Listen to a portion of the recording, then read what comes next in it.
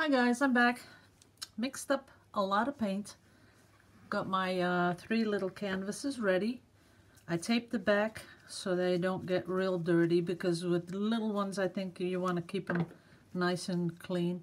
Put the push pins in so they're a little elevated from the table. And right now I am ready to do this pour.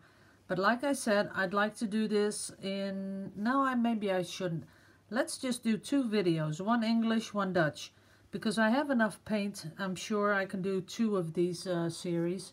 So this one will be English. The paint really, I know a lot of people get really nervous about the paint mixing, but you shouldn't. What I put in here is just a little bit of paint. Then right now I'm putting in the dimethicone. So what I do is a little bit of paint, and then I put in some pouring medium. I use Vallejo, but you can use any pouring medium you like. And I put in a little bit of polymer medium, and I put in a little bit of Floetrol. And the thing is that I know people are asking about measurements and weights and all that kind of stuff, but you have to let that go, because it's not about that.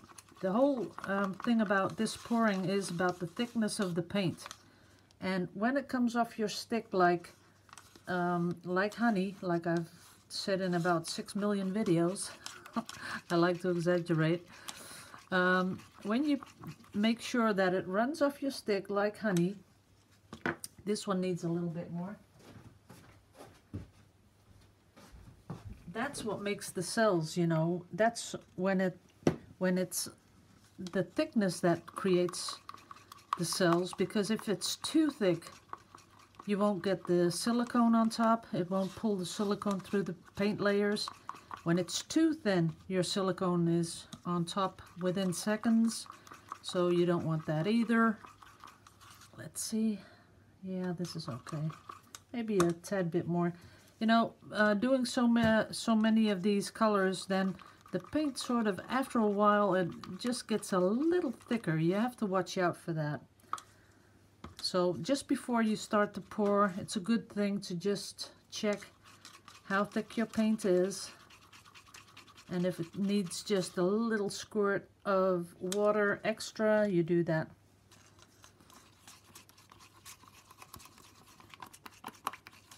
Let's see. Yep, that's okay. What you like to see is when you do it with, I like stirring with sticks anyway, these lollipop sticks or ice popsicle sticks, because you can see the buildup if you hold your stick flat, and then when you hold it up like this, it comes down like honey, and then you know exactly that it's good. So whatever you do when you start doing this kind of painting, you have to be very careful to get the thickness right. That is the key to getting awesome cells. And well, that's what we're going for, right? Okay, that's great. Let's see this one again. This has a couple of, I don't know, thick pieces in it. I don't really like that, but we'll see what happens. Okay, now we're ready. I have optional the can of air if I need it. I have a palette knife to do the sides, and I have a stick because I might be doing some dragging of the paint, so you never know. So right now I'm going to fill a little medicine cup. This is one of those tiny medicine cups. It goes to 30 milliliters, and I'm going to fill it in with some paint. And we're really not using a lot of paint. A little bit of dark blue. Then I like some green on the dark blue. And I like a little of the turquoise. And of course, we didn't mix up pink for nothing. So I'm hoping it's not going to go gray, because, you know, if you do manipulate this too much, it will go gray. And I'm going to finish off with a little bit of white and a little little bit of dark. Okay, now we got this little cup filled to about 20 milliliters. Gotta get my little cloth, clean my hands a little bit. That's it. Now, what I do is I'd like to put the little cup on here, like that. Then put some white. And this is without the silicone. This white doesn't have silicone. The rest all has silicone. And when I say dimethicone, that's the type of silicone I use. Dimethicone is just silicone, but a different name. But that's what I've been using for a long time now because I just like the way it works. And I sell it in my shop. So if you're in the European Union, you can look under my video and there you have a link to the shop. And you can see there that I have it. So right now I'm doing the leveling off the white. Just like that. And of course I want a little bit more because I'm going to push and pull. Like that. That was the push and that was the pull. It all goes very fast. Letting it go over a little bit. And down there. And now you're thinking, well, that's not anything at all because I can't see much. So I'll give you a little close-up. And I do want to let it run down a little there. I do like the negative space, but you know, you do want a lot of color. So in comes the torch. And here it goes. See that?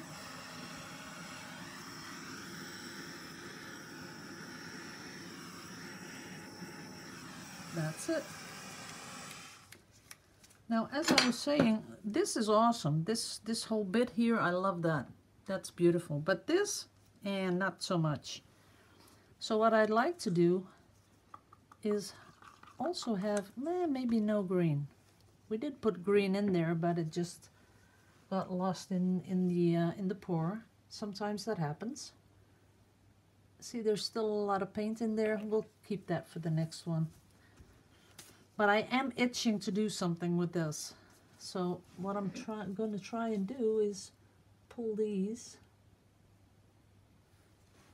and try not to get my head in the way. Oops. But I want to do it very carefully. See that?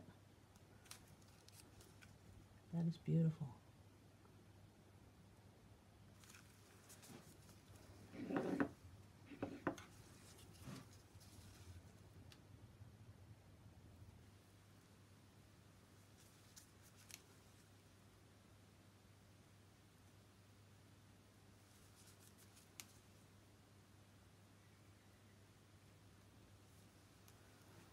That is kind of different.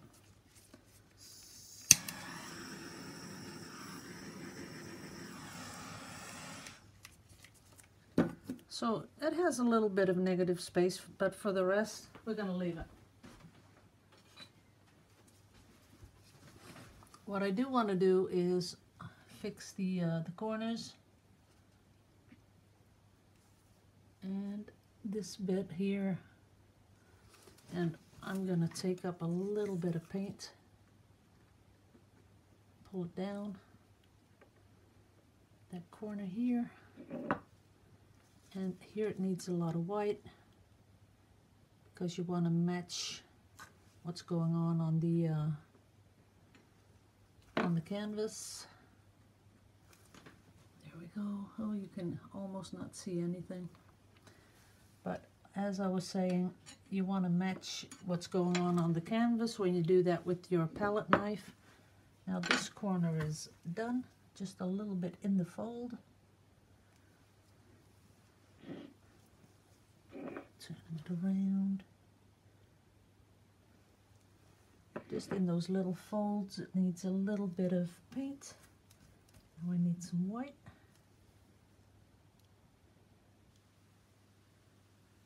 That's it. Okay, that's number one. I'm gonna put it away. Oops, let's not flip it. I'll just put it up there. Okay, next one.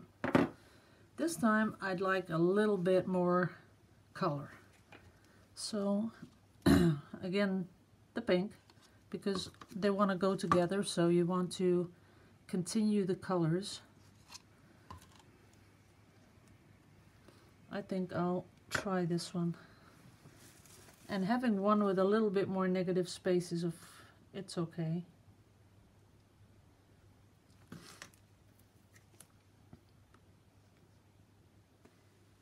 So we're going down the side.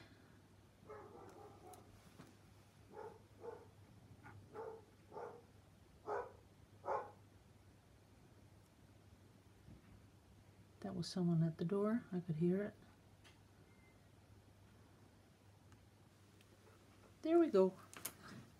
Now we're gonna hold it up here. I'm gonna push and pull. See that? It's just pushing under the white and pulling it back. And I'm gonna make sure it comes down here and up here, and all of a sudden my little push pin sort of came apart. Don't really like that. Let's see if it can still stand up. Yeah, it can still stand up. Okay. Now I'm gonna try and get you a close-up. Yes, you can see it.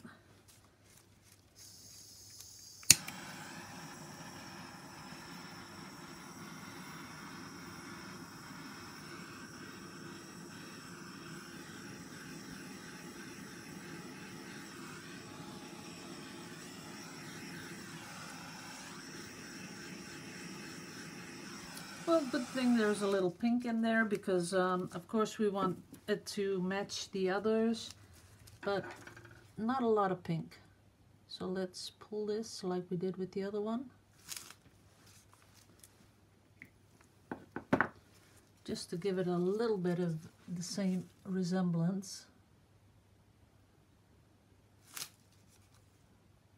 Can you even see what I'm doing? No, you can't.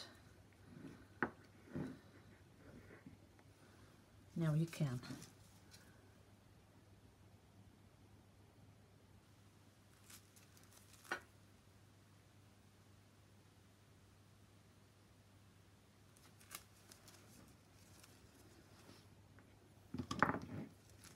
I do prefer to work on a little bit bigger canvases, to tell you the truth. I think they're a little bit too small to really get nice effects.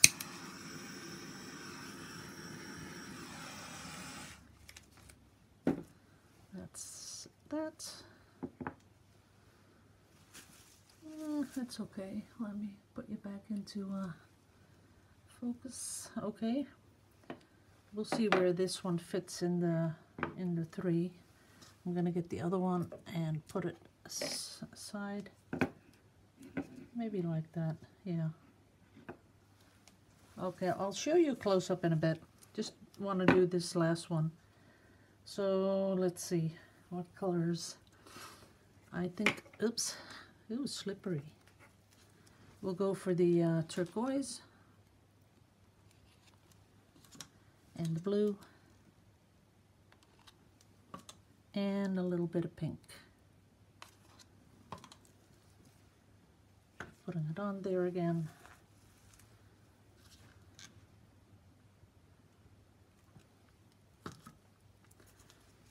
And of course, swiping it.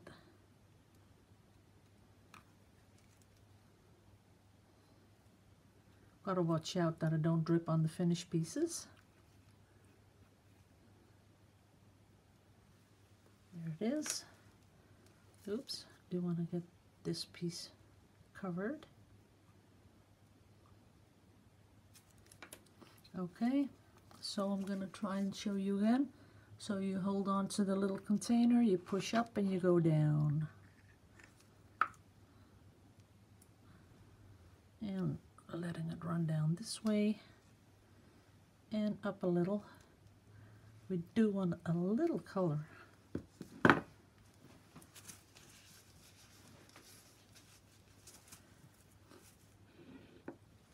see if I can get you a little bit bigger.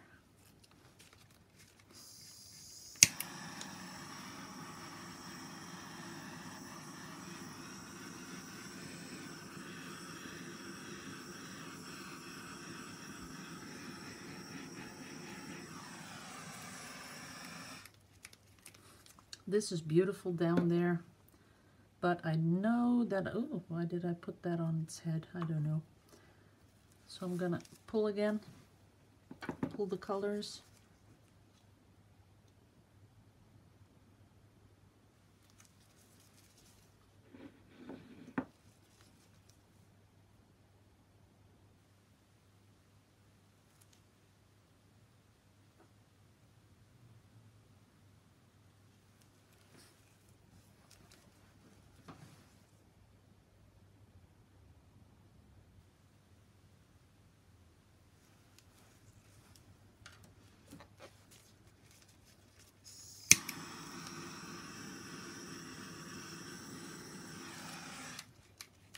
Now why this happens is because you have this base of white and you're pulling a color really thin over, and that's what creates those beautiful, beautiful spiderweb cells. So I'll give you a close-up. See those spiderweb cells? These are spiderweb cells. That is more called lacing, and then the real cells, well, real cells are sort of that with the color in the middle. So this is what we have. And as you can see, it'll still move a little bit. It always does that. But that's kind of beautiful. I love this one. And I also had some primary elements mixed up. Let's see if I'm in focus here. There you go. I had some primary elements mixed up, but I'm not going to use it because one is a little orangey pink. It is nice when it's dry, this one. Then it sort of gives you a pink color, but I'm not so sure about the, see that? That doesn't fit, so I'm not going to use that one. And this one, same thing. I mixed some blue and green together.